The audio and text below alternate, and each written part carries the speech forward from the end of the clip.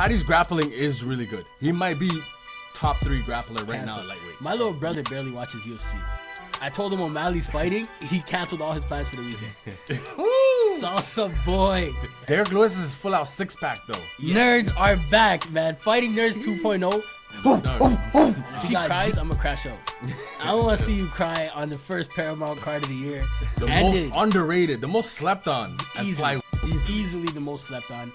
He's ending hype trains left and right. He has a win against the champ, Joshua Van. The UFC is back! Finally, man. Oh my gosh. Almost 2 months. 2 months. This is insane, man. We've been UFC fight depressed, fight deprived. It's been a long, very long 2 months. But we're back. We got some crazy fights this weekend at UFC 324. And we're gonna talk about it. We're gonna give our picks. You know, we're gonna talk about the future of the UFC, the present, and what we missed in these 2 months. And we're happy to be back. We're excited. And let's get it popping. Starting off with the main event. Paddy Pimblett versus Justin Gaethje for the lightweight title. Woo! Paddy the Paddy. It's time, man. It's time. So, Paddy coming into the UFC, we all were kind of waiting for when he's going to get his title shot. Kind of hoping. Because he is a star. There's no debating it. Paddy the Pimblett is a star. So, we were hoping he gets his title shot. It's not against Ilya Topuria. But I think like this is actually a better, more favorable match. This one's definitely a lot more winnable for him, for sure. So, for sure. like I'm excited for him, man. I honestly, who do you have in this? Let's start there. I'm gonna go with Paddy, man. I think it's Paddy's time. I think this is this is as tailored of a matchup you can make for Paddy at the highest level. You know what I mean? I agree. I think anyone else, like Armin, I think does some crazy things to Paddy. Yeah. I think Ilya does some crazy things to Paddy. You know what I mean? Some gruesome things. You know what I mean? So it's like I envision it. This is a very winnable fight for him that lines him up for a title fight. And bro, like Paddy's grappling is really good. He might be top 3 grappler right now at lightweight. Oh, you know what I mean? Definitely. And I wouldn't be surprised if he's number 1. I think Armin maybe because Armin's doing all these other grappling tournaments that he's making it look flawless. Yeah. So I'd probably lean Armin. Well, yeah. But next, you have I think Oliveira. it's Paddy. You have Paddy. Oliveira. Yeah. So I mean, those are the guys, anyways, right? Yeah, so that being said, we've seen Gaethje, bro, like get submitted a few times, right? And another thing is Gaethje was talking about this is the first time he's been training jiu-jitsu since he's in the UFC. Yeah. I seen that and I lost my marbles. I'm like, you've been in the UFC You're for this long. professional, yeah. And not only that, you have been top 5 for this long. And you're telling me you haven't trained jiu-jitsu until now? Yeah. Like What he's he the been highlight doing? for a reason, bro. What is getting knockouts. That's what he's been doing. Getting knockouts or getting knocked out? Like, yeah. Oh my, I seen that and I'm like, okay, all my money's going on Paddy now. But then I came to my senses and I'm like, Gaethje has been top 5 for a reason. Right. This wasn't by accident. Facts. Because he's beat the likes of Dustin Poirier. He's beat the likes of Fiziev twice. Yep. You know what I'm saying? Yep.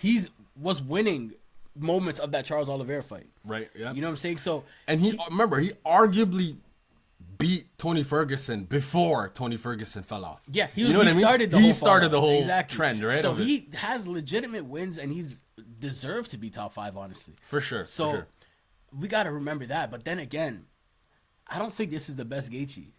No, he's old. He's 37 now, 38. He had a long layoff. Yeah. He just got knocked out by Max Holloway. Been playing golf a lot. You know what I'm saying? So it's like he's looking for a way out, bro. Yeah, I don't think this is the best version of Gaethje that we're gonna get, and vice versa. I think this is the best Paddy we're gonna get. 100%. I this agree. This Paddy is locked in. Yeah. I get like he gets fat and then gets back in shape. He looks in shape right now. Yeah, he looks in shape right now. That's all that matters. He didn't go back to fat because he knew the interim title was next. He didn't go back to fat. Right. So he stayed in shape. Facts. And I think that's scary, man. I think this is the prime Paddy. I think this is the best Paddy we're gonna get. And I also really believe there's just crazy levels in the grappling. Oh yeah. And the only thing I'm worried about is Paddy's wrestling hasn't been that. Actually getting it out. He has good trips. Would you say like a Chandler's a really good wrestler. Paddy was able to like ragdoll him. Yeah. I don't necessarily think it was to do with the trips though. Like he was really utilizing the trips. Gaethje doesn't really fall for those. Yeah, exactly. I think Gaethje has better takedown defense than a Chandler, right? Yeah. That being said, obviously Gaethje still has dynamite in his hands. Absolutely. And we've seen Paddy to get hit. Paddy gets hit. We've seen Paddy to get does dropped. not have good striking defense. One thing Chin is all the way up. You know that's what scares me. His striking defense is not good. Yeah, I think that's where you can argue that Gaethje can get it done, right? But I'm gonna go in with the fresher, the younger, the hungrier. Paddy. I think Paddy's gonna shock the world. The way he shocked the world versus Chandler. Remember when he fought Jared Gordon? His foot, I think it was. Was it his foot Something injury like there? that, yeah. So like now it's more believable. Do you know what I mean? Like when he said that at first, I don't think anyone believed him. It sounded like a bunch of excuses, right? What people need to understand is, so a lot of like the narrative that was going around was Paddy's still young and inexperienced. Right. Paddy is battle tested. He's super. He has 26 pro fights, let alone his amateur career. He's definitely battle tested. I don't want to hear none of these narratives of he's inexperienced. Paddy is battle tested. No, 100%. I agree. Yeah. But Gaethje is probably the most battle tested. But it's okay. I think Gaethje is old. I think he's on the way out. I think Gaethje probably retires if he loses. He's just gonna be like, "There's no point for me to fight anymore.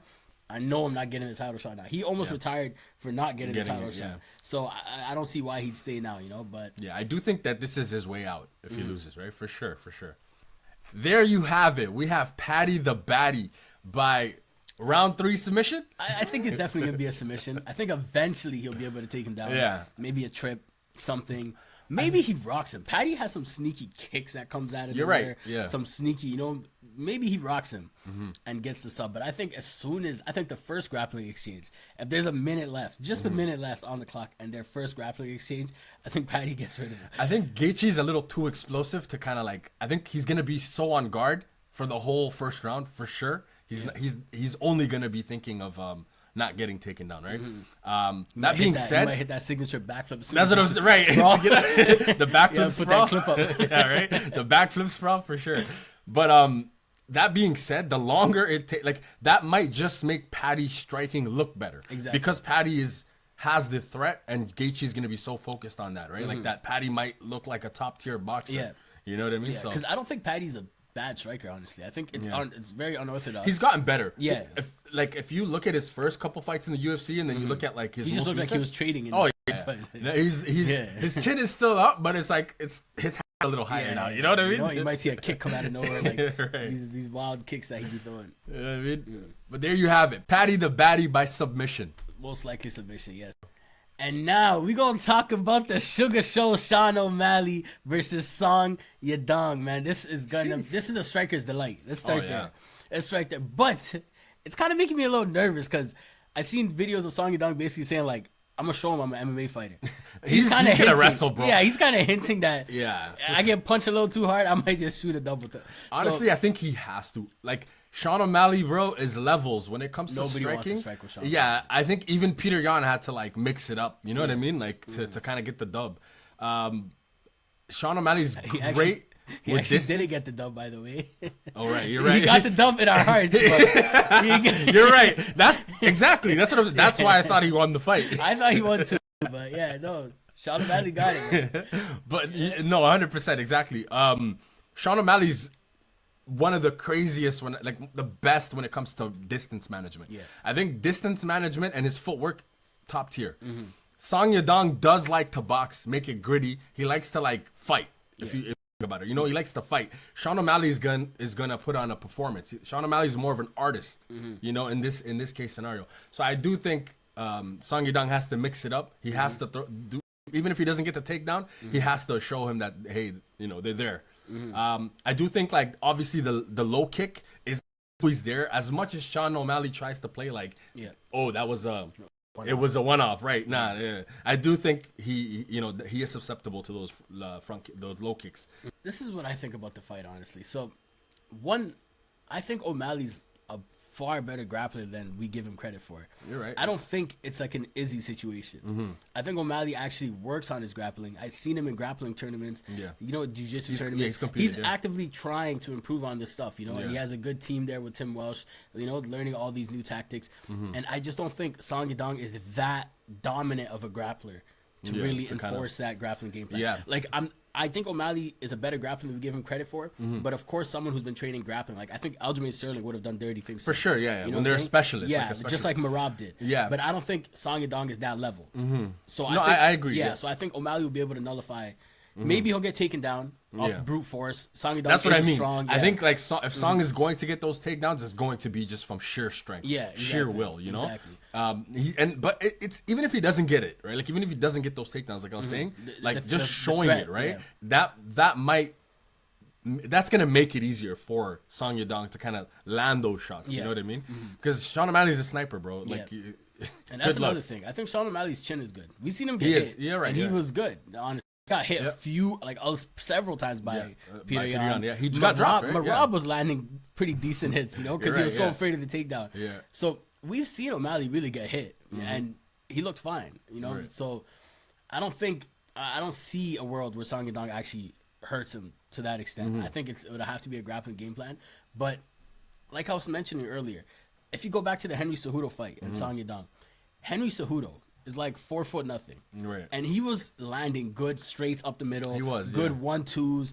The leg kicks were there for him. It looked like he was controlling the distance, and he's 4'3" on his good day. Yeah. So it's like, if he's able to do that, I think O'Malley is that on steroids. I agree in terms of striking. The 1-2, for sure. the distance control, the leg kicks. That's what O'Malley's bread and butter. That's O'Malley's bread and butter. Yeah. But to Song Yadong's defense, maybe he was afraid of the takedowns of Henry Cejudo. So maybe that's why all of that worked out for Cejudo. Right, true. But I don't know, man. I think O'Malley is just levels. I think this is time. O'Malley's finally getting a striker. Yeah, exactly. You know, and he was waiting for this is what we all love O'Malley for. Yeah. His striking. And I think he reminds everyone, like, I'm sugar still show. here. I was a champ. Right. I'm the one who stopped Aljamain Sterling when it looked like nobody was able to do it. Facts, yeah. You know what I'm saying?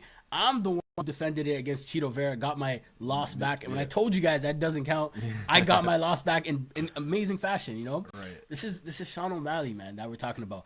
Even though we didn't think he beat Peter Yan, he beat Peter Yan. The best fight Peter Yan's had. Facts, to be honest, you know, like toughest in terms of like actual technique for technique. Exactly. And nobody does that to Peter Yan in a striking fight. Yeah, facts. Nobody strikes with Peter Yan and you come out that fight saying, "Oh damn, I think this guy actually had him in the striking," you know? Yeah. And O'Malley did that. Yeah, exactly. And Peter Yan, look, he's like the guy right now. He's, you know, so I think O'Malley's just gonna remind people, and I think O'Malley is actually more excited than anybody in the UFC that a striker has the belt right now. Yeah, no, facts. That's his his path. Not only that, somebody he's already beaten, like you were saying. Exactly. You know what I mean? That's his path to, okay, I'm going to Instant be title. a star again. Yeah. Like, this is my chance. Because there was talks about O'Malley going up to featherweight now. Right. Because we knew he was never going to get Merab because Merab's just too superior of a grappler. Yeah.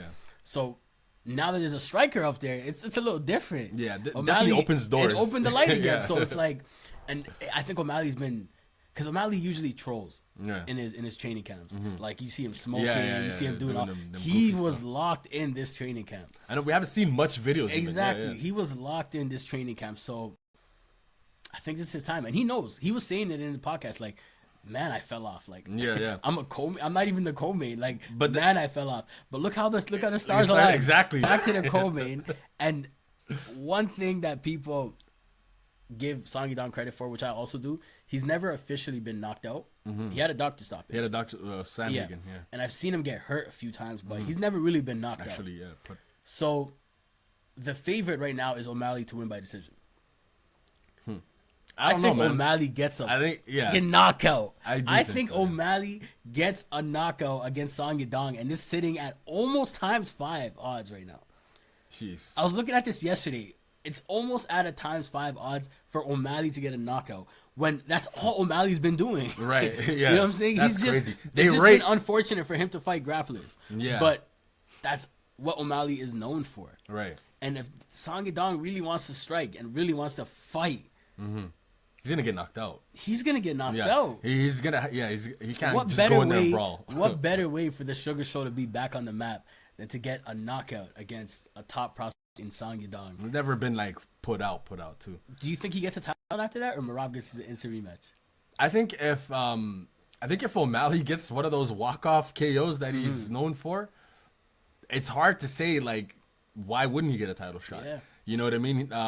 Obviously, Merab is the GOAT, you know, and I think he should take some time a little bit because he has been very active. But he beat Peter Yan, like we were saying, and that's an easy access to the titles, and I think like it makes total sense. Yeah. If he gets a walk-off KO, then it's like, damn, it's gonna like the ego of Merab is gonna hurt. Because let's say O'Malley gets that title shot and wins.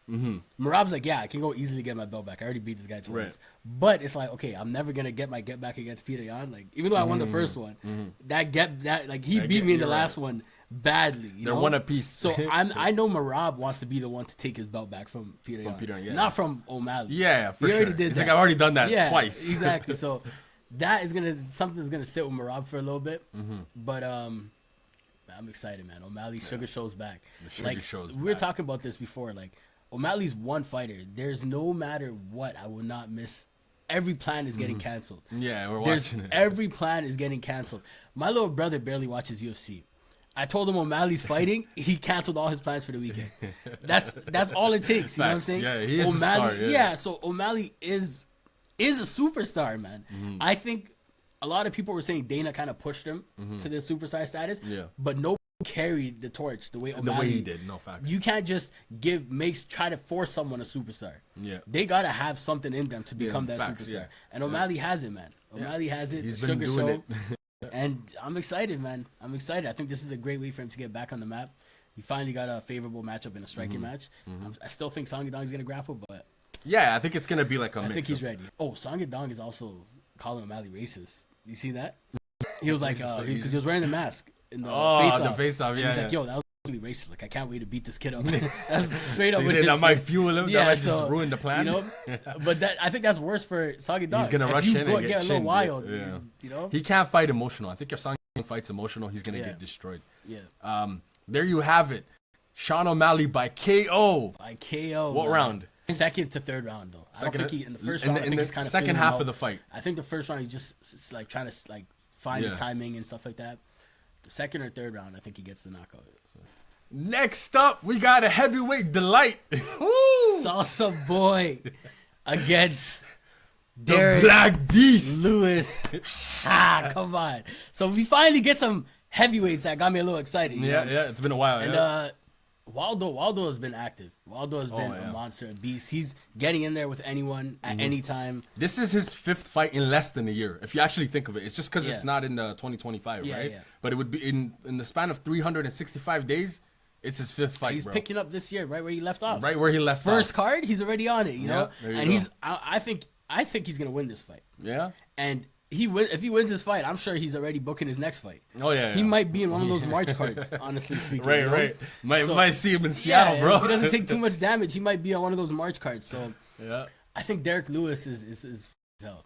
Hey man, Derick Lewis is full out 6-pack though. Yeah. This is Derick Lewis, bro. Full out 6-pack, but he's also like pushing 40 now. So he is pushing 40. But the only thing is like, because it's heavyweight, bro. Like, none of that shit matters. None of that matters, bro. Whoever can land first and land better. That's really it. You know what I mean?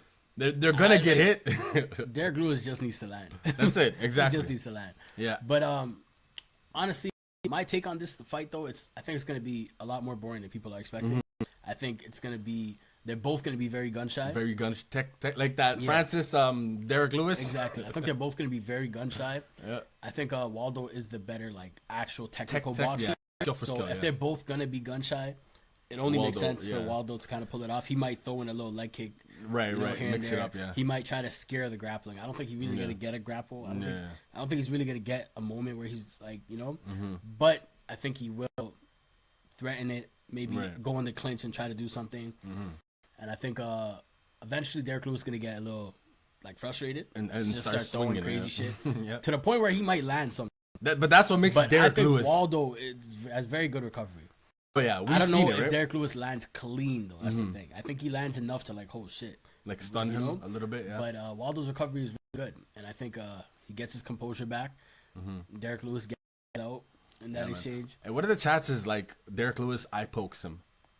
Derick Lewis has been saying, bro, I do what I gotta do. Yeah, it's high. No. The thing is also with Derick Lewis though is what people don't realize is, yes, he has the most KOs in heavyweight history for sure. He kind of changed his game plan because When he was getting those KOs early on, or knockout, ground and pound, done. Yeah. Now it's like, I'll hit you, you get rocked. I'm now, emptying the gas tank. And his gas tank got so much better Yeah. to the point where before it was like, okay, if I don't get you in the next 15 seconds, He all lost. right, you know, like let me back up. I didn't get you in those 15 seconds, let me back up. Yeah. Now he goes off for like a whole minute, just throwing haymakers. The moment he sees you hurt. True. And I think that's so tough to deal with as a heavyweight. Yeah, for sure. Especially as a heavy hitter like Derek Lewis is. Because like if you look at the Teixeira fight, Yeah. he like rocked him lightly and Oh, just yeah, and he went off for like a whole minute. He just definitely chasing emptied the this guy. gas tank, yeah. You look at the Lima fight.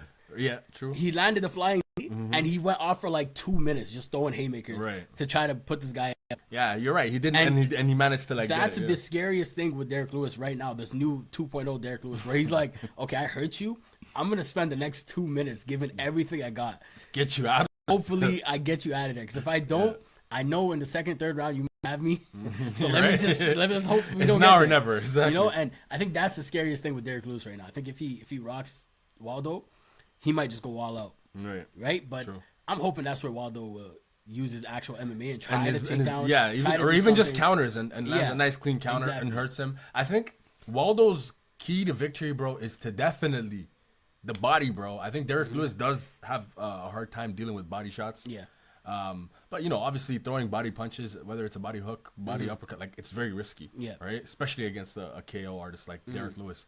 But I definitely think him working the body and like just piecing them apart. And like you said, I do think they're gonna be gun shy. And you know, if we're talking skill for skill and in a technical fight, yeah, I gotta go with Waldo. But the beast is the beast. The for a Beast reason, bro. is one guy who I never get upset when he proves me wrong. Yeah, I think it's better when he wins always. Yeah, so yeah. It's better for the sport. for yeah, sure. so it's funny. We love his Yeah, you know, his his post interviews interviews, after. yeah. Like it's fun when Derek Lewis wins, you know? Yeah. So that's one underdog that I'm never upset, but we became recent fans of Waldo, honestly. Oh, yeah, yeah. Waldo has been Waldo's amazing. my guy, you know? yeah. He's been fun. He's been a heavyweight who's not scared. Usually heavyweights, it's like they fight once a year. You don't really see active heavyweights. And Oh, this yeah, guy exactly. is fighting everyone at any time. Like he'll lose and get back in there. He lost to Pavlovich and got right back in there. Right back. His name, yeah, Gaethje. Gaethje, yeah. And he, boom, right back on the map, Right you back know? on the map. I knocked out Shamil Gaethje, bro. Gaethje, yes. Like that's tough. You Yeah, know I what can't I mean? believe I was second guessing that. Yeah, yeah. I took Waldo though, but it was like I was really second guessing that, and then he just made such easy. So work. easy, yeah. So- And the same strike that he landed on Digi, whatever. his name is. Yeah, Deiveson, yeah. Wait, what's the final verdict? I got Waldo, man. I think it's gonna be a lot more boring than people are thinking. Decision win. But hopefully they don't make it boring, man. This is the first Paramount card. We kind of want to see finishes throughout the whole main card. Can you at least, imagine? you know? Yeah. Especially with like Atiba fighting right before the main card. We want that energy. Right. If anyone is getting a knockout, it's supposed to be the heavyweights, Right. you know. So they definitely structured it. Yeah. Intentionally like that. yeah, so Waldo by decision. nerds are back, man. Fighting Nerds 2.0. We got Gene Silva versus Arnold Allen. I think this is the fight of the night. I do have Gene Silva winning. I do have Gene Silva showing everybody, okay, listen, I'm still champ material. Because I do think Gene Silva will be a champ. I know you don't like this. I do think he wins the Diego Lopez rematch. Other than the moments where he got beat up, he was winning. It's hard to, you know, if you watch the fight, you know what I'm saying. It's like he was winning until, okay, boom, I got hurt. Okay, now this Diego Lopez is just unleashing on me. Yeah. And then boom, okay, I'm back on my feet. We're good. Okay, I'm whooping your ass now. Boom, I got hurt again. Shit, now you know. So I do think Gene Silva's still champ material. Just to add on, because he's no longer like undefeated in the UFC, I think that weight on his shoulder, especially being the last one that was undefeated, right? Yeah. You know, like that weight is lifted. Yeah. And I think we're gonna see a different John Silva in this one, you know? Yep. And from what I've seen with Arnold Allen, especially that Dan Hooker fight, where he was just unleashing. Yeah, He's, Arnold he's, will he's, fight, he yeah. wants war. Yeah. He wants war. And who wants more war than Gene Silva? I'm taking You already Gene got Silva to win this fight, hopefully by knockout. I want to see. I want to see a for finish. sure. You know. That would get him Hopefully right by back in the knockout. picture. We And- forget that he even lost, bro. Yes, and I'm ready. I'm ready, man. I'm ready know for what I'm this saying? fight. Next, the only undefeated fighting nerd. Natalia Silva taking on Thug Namajunas. Jeez. Man, I don't think that she's the same though. That's the thing. I think the rows that we saw during the Wei Lee fight, for instance, very different. The Rose that we saw even during the Joanna Jędrzejczyk fights, like very different. You know what I mean? Like I don't know if she loves it anymore. Yeah. Like I could be wrong, but based off the last 2 fights, man, even maybe the last 3, bro, they just lacked passion, bro. If you ask me, you know what I mean? Rose was supposed to be fighting Grasso. Natalia Silva stepped in. Okay, there you go. Yeah. Right, and I think this automatically secures her title shot. I think if she this fight, because she was already title shot. There's no talking. disputing it, you know. Yeah. But I think she kind of had to do this because even though Valentina beat Manan Furia, when Manan was able to knock out Jasmine Judavicius in the first round, I think that put her right next for the title shot. You're right. So Natalia Silva taking this fight is kind of like, slow your horses. Yeah. I'm still here. You already fought for the belt. Wait your turn. Yeah. Let me, you know. Yeah. And I think she's gonna prove it. I think she's gonna go in there, do what she needs to do, and beat Thug Rose Namajunas, and get that title shot against Valentina. I don't know if she beats Valentina. I think Valentina's a beast. I think, But I also do think Natalia Silva is a beast. She's one of the female fighters that's actively looking for finishes in any way possible, and she's getting finishes. What I'm very impressed with her is like her well-roundedness. Yes. Like she's amazing in jiu-jitsu, bro. Yes. And like you're saying, like she is chasing finishes no matter where it is. Yeah. And that makes you extremely dangerous, especially at the strawweight female, like strawweight, like crazy. Yeah. There's not strawweight, sorry, females flyweights, like that's crazy. You know what I mean? Yeah. I think it's gonna be a good fight. I think Thug is a tricky puzzle. I do think ultimately that Natalia Silva figures it out. She has, just like Thug, she has a great camp. The fighting exactly. That's what Thug Rose had her time. You know? That's what I'm saying. That's my biggest factor is I don't think Thug wants it as much as she used to. You know. Yeah, and if she cries, I'm gonna crash out. I don't want to see you cry on the first Paramount card of the year.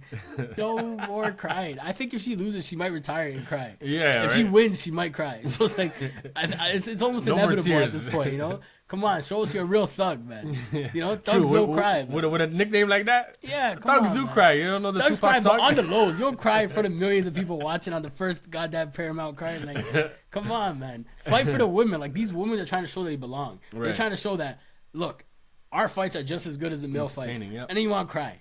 Don't cry. Don't cry, please. There you have it. We got Natalia Silva. What, by submission or a decision win? I think Thug does enough to fight the submissions off. Natalia Silva is going to win this fight, possibly by decision. Yeah. Fighting nerds. Fighting nerds, back and active. So let's cut to the chase. I don't want to take too much of your time here. Umar Nurmagomedov fighting Deiveson Figueiredo. Listen, I want to start off by saying Deiveson Figueiredo, absolute legend, one of the flyweight GOATs, amazing resume, looked great his last fight. He's going to get his ass absolutely whooped by Umar Nurmagomedov. So there's a reason why Umar is the biggest favorite on this card, right? And there's a reason why everyone has all this hype with Umar. Right. I think Umar, it really does have champ potential. We were talking about O'Malley earlier. I think Umar is a very tough fight for Peter Yan. Oh, yeah. I think Umar still could be champ. He has what we were talking about earlier, the best camp. I think these Russian Dagestani the best camp because they take it the most serious. All these guys kind of like, okay, we fight to become rich and fight to become the best. These guys fight to become the best before anything. Yeah, you know what I'm saying? It's not about money. So anything. With them, I think they have the best training camp. I think Umar Nurmagomedov is gonna absolutely destroy Figueiredo. No disrespect to Figueiredo, but I think the question is, does he get a finish? I think he does. You think he gets a finish? I think he absolutely gets a finish. I think halfway, the second half of the fight, KO or sub? I think sub, right?